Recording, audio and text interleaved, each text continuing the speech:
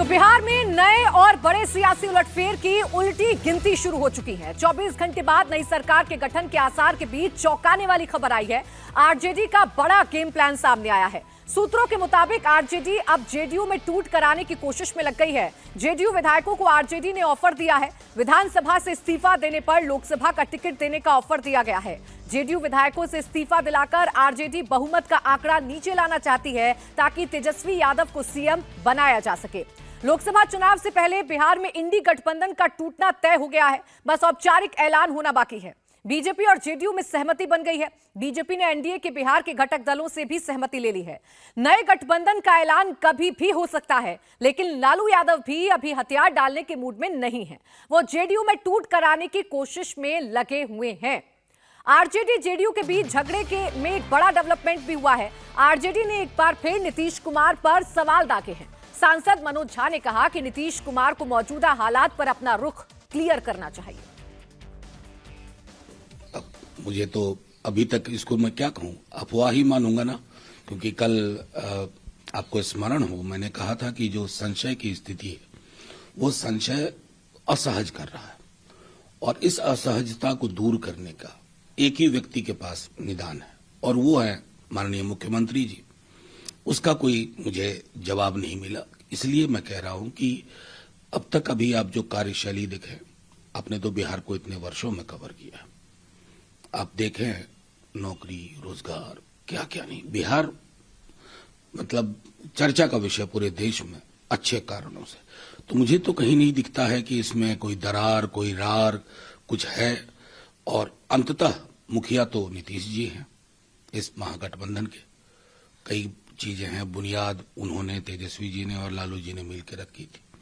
उस बुनियाद की ईंट थी कि मोदी जी की जो घृणा और नफरत की राजनीति है उसके मुकाबले एक लोकोन्मुख राजनीति की पौध लगाई जाए। वो लगा दी, वो फूल रहा है, फल रहा है।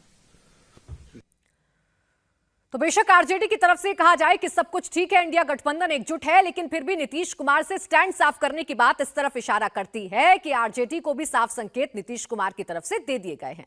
अब बिहार में सियासी उथल पुथल के बीच आज मीटिंग्स पर मीटिंग होने वाली है। बीजेपी आरजेडी कांग्रेस ने आज मीटिंग बुलाई है। जेडीयू ने कल विधायक दल की मीटिंग बुला ली है। आरजेडी से जेडीयू का गठबंधन टूटना अब तय हो गया है। कल बीजेपी से गठबंधन में नीतीश कुमार 9वीं बार सीएम पद की शपथ ले सकते हैं। दोपहर 1 बजे आरजेडी ने पटना में अपने विधायकों और मंत्रियों की एक मीटिंग बुलाई है जिसमें आगे की रणनीति पर चर्चा होगी। दोपहर 2 बजे पूर्णिया में कांग्रेस विधायक दल की बैठक होने वाली है जिसमें बदले हालात पर मंथन होगा। बिहार बीजेपी प्रभारी विनोद तावड़े भी हाईकमान का फरमान लेकर पटना पहुंच गए हैं। आज शाम 4 बजे विधायकों और सांसदों के साथ मीटिंग होने वाली है। जेडीयू ने कल सुबह 10 बजे विधायक दल की बैठक बुला ली है और इस मीटिंग के बाद नीतीश एक बार फिर सीएम पद की शपथ ले सकते हैं। यानी नीतीश के साथी जरूर बदलेंगे, लेकिन नीतीश कुमार बिहार के सीएम बने रहेंगे। अभी तक की अटकलें यही बता रही हैं। जेडीयू से गठबंधन पर फैसला करने के लिए बीजेपी के टॉप लीडरशिप की लगातार 3 दिन तक दिल्ली में बैठक भी हुई। मोदी, अमित शाह और जेपी नड्डा की बैठकों के बाद नीतीश की बीजेपी की टॉप लीडरशिप के साथ फोन पर बात हुई है और डील फाइनल हो गई है। बीजेपी ने बिहार के अपने सहयोगी दलों के नेताओं चिराग पासवान, जीतन राम मांझी और उपेंद्र कुशवाहा से सहमति ले ली है। खबर यह है कि रविवार को 9वीं बार नीतीश बीजेपी के गठबंधन में सीएम पद की शपथ ले सकते हैं। यानी नीतीश कुमार सीएम बने रहेंगे। ये एक फॉर्मूला बीजेपी ने तय कर लिया है। बिहार में उलटफेर की अटकलें 3 दिन से चल रही थीं, लेकिन कल की 3 तस्वीरों ने जो इशारा दिया उससे सब कुछ साफ हो गया। गणतंत्र दिवस समारोह में नीतीश और तेजस्वी एक मंच पर थे। दोनों के बीच में खाली कुर्सी रख दी गई थी। 1.5 घंटे दोनों साथ रहे, लेकिन उनके बीच बातचीत नहीं हो पाई। इसके बाद गवर्नर की टी पार्टी में नीतीश पहुंचे, जेडीयू और बीजेपी के नेता पहुंचे, लेकिन तेजस्वी नहीं पहुंचे। नीतीश के मंत्री अशोक चौधरी ने डिप्टी सीएम की कुर्सी पर लगी पर्ची को फाड़ दिया और उस पर खुद बैठ गए। स्पीकर की कुर्सी पर नेता विपक्ष विजय सिन्हा बैठ गए। गवर्नर की टी पार्टी में तेजस्वी के नहीं पहुंचने पर नीतीश कुमार से जब सवाल पूछा गया तो जवाब आया कि उससे साफ हो गया कि दोनों दलों के बीच दूरियां कितनी बढ़ चुकी हैं। मुख्यमंत्री जी कुछ कहेंगे?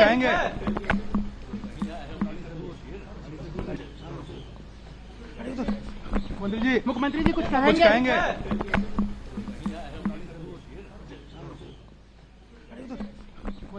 मुख्यमंत्री जी कुछ कहेंगे?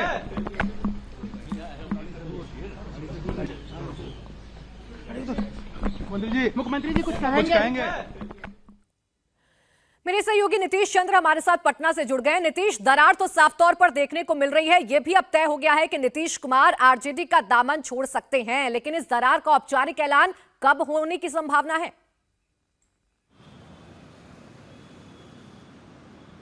देखिए, बिल्कुल औपचारिक ऐलान ही बस सिर्फ होना है और इसी का इंतजार किया जा रहा है कि ये कब होगा। और कल जेडीयू ने चूंकि 10 बजे बैठक बुलाई है, इसलिए ये माना जा रहा है कि कल ही नीतीश कुमार इस्तीफा देंगे और कल ही शाम तक सारी तस्वीर साफ हो जाएगी। आज चूंकि बैठकों का दौर है, चूंकि बीजेपी की भी बैठक हो रही है, आरजेडी ने भी बैठक बुलाई है, तो निश्चित रूप से कल ये तस्वीर साफ होगी। और ये देखिए, लगभग तय हो चुका है, स्थिति बिल्कुल स्पष्ट हो चुकी है और हर किसी को ये पता है, लालू यादव को भी पता है, नीतीश कुमार की पूरी बातचीत हो चुकी है। बीजेपी खेमे में भी जो तमाम बड़े नेता हैं, उनको जो शीर्ष नेतृत्व से संदेश दिया गया है वो उन तक पहुंच चुका है। जो बातें उनको बताई गई हैं, जो परिस्थितियां बताई गई हैं, सबको सारी जानकारी है। और अब आखिरी समय में बस एक कोशिश लालू यादव की तरफ से की जा रही है कि आखिर ऐसे माहौल में क्या किया जाए। इसलिए उन्होंने विधायकों की एक बैठक भी बुलाई है और इसके अलावा अपने बेटे तेजस्वी यादव के साथ लगातार वो बातचीत भी कर रहे हैं। उनकी जो कोर टीम है वो बैठी हुई है और वो एक विकल्प ढूंढ रहे हैं कि आखिर क्या कुछ हो सकता है, किस तरह से इस परिस्थिति से निपटा जाए। बिल्कुल, आरजेडी भी कोशिश तो करेगी ही कि सरकार बचा ले और तेजस्वी यादव को सीएम बना ले, और इसीलिए बातचीत का जो दौर है वो लगातार जारी है। नीतीश, आप बने रहिए हमारे साथ। बिहार में मचे सियासी बवंडर के बीच जेडीयू खुद को फ्रंट फुट पर रखना चाहती है। जेडीयू प्रवक्ता नीरज कुमार ने आज फिर आरजेडी पर अटैक करते हुए कहा कि जिसे कंफ्यूजन है वो जाने, तीर उनके हाथ में है और वो जिसे निशाने पर लेंगे सीधे तौर पर लेंगे। इंडिया अलायंस को नीतीश ने खड़ा किया था, अब वहां कोई पद नहीं चाहिए। माननीय नीतीश कुमार जी राज्य के निर्वाचित मुख्यमंत्री हैं, किसी पद के आकांक्षी नहीं हैं। इसलिए ये साफ तौर पर जिनके मन के अंदर कंफ्यूजन है वो जाने, हमारे मन के अंदर कोई कंफ्यूजन नहीं है। और कंफ्यूजन जिनको है उनकी सोच, उनको मुबारकबाद। एक तरह से निशाने पे जेडीयू है। अरे कौन निशाने पर हमको लेगा? तीर हमारे हाथ में है, तो तीर जिसके हाथ में उसको कोई निशाने पर लिया है। हम जिसको निशाने पर लेते हैं वो सीधे तौर पर लेते हैं। अखिलेश यादव बोल रहे हैं कि एनडीए अलायंस पर रहते तो could have been prime minister. किस अलायंस में? हम तो महागठबंधन में इंडिया अलायंस के सृजन करता थे। हम किसी पद के आकांक्षी नहीं, कोई पद हमको नहीं चाहिए था। ये बार बार हम स्पष्ट करते रहे, 1.5 वर्ष तक लगातार इस दिशा में हम लोग प्रयास करते रहे। अब हमको कोई पद का उम्मीदवार बना रहे हैं, इसकी कोई जरूरत हमको नहीं है। तो जेडीयू और आरजेडी के बीच में जो तीखे वार पलटवार हैं वो तो साफ तौर पर इशारा कर रहे हैं कि बिहार में अब कुछ बड़ा होने जा रहा है। वहीं बीजेपी अपनी तैयारी कर रही है। बिहार बीजेपी प्रदेश प्रभारी विनोद तावड़े दिल्ली से पटना पहुंच रहे हैं। एयरपोर्ट पर पत्रकारों के सवाल में विनोद तावड़े ने नीतीश कुमार पर कुछ भी नहीं बोले और आगामी चुनावों को लेकर विधायकों और सांसदों के बीच मंथन की बात कह डाली।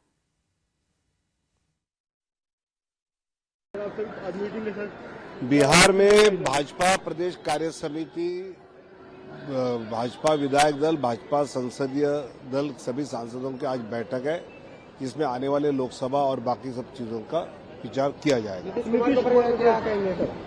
नीतीश कुमार एक बार फिर से नीतीश का रुख कर लेते हैं। देखिए नीतीश, खुलकर तो कोई भी नहीं बोल रहा, लेकिन ये तो साफ है कि बिहार में कुछ बड़ा तो होने वाला है। ऐसे में आरजेडी का रुख अब क्या रहने वाला है? जो जानकारी है कि आरजेडी जेडीयू के कुछ विधायकों के संपर्क में है, तो क्या जेडीयू को तोड़ने की कोशिश की जा रही है? देखिए, लालू यादव विकल्पों पर विचार कर रहे हैं कि आखिर हम क्या क्या कर सकते हैं, लेकिन उनको भी पता है कि ये बहुत आसान नहीं है।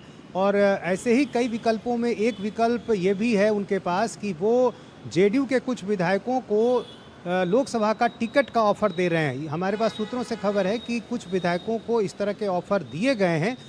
चूंकि लोकसभा का चुनाव करीब है और हर विधायक सांसद बनना चाहता है, तो उनको भी मालूम है कि इस तरह के ऑफर का असर होगा। और चूंकि कोई अपनी सदस्यता यदि गंवाता है तो बदले में जाहिर है कुछ चाहेगा।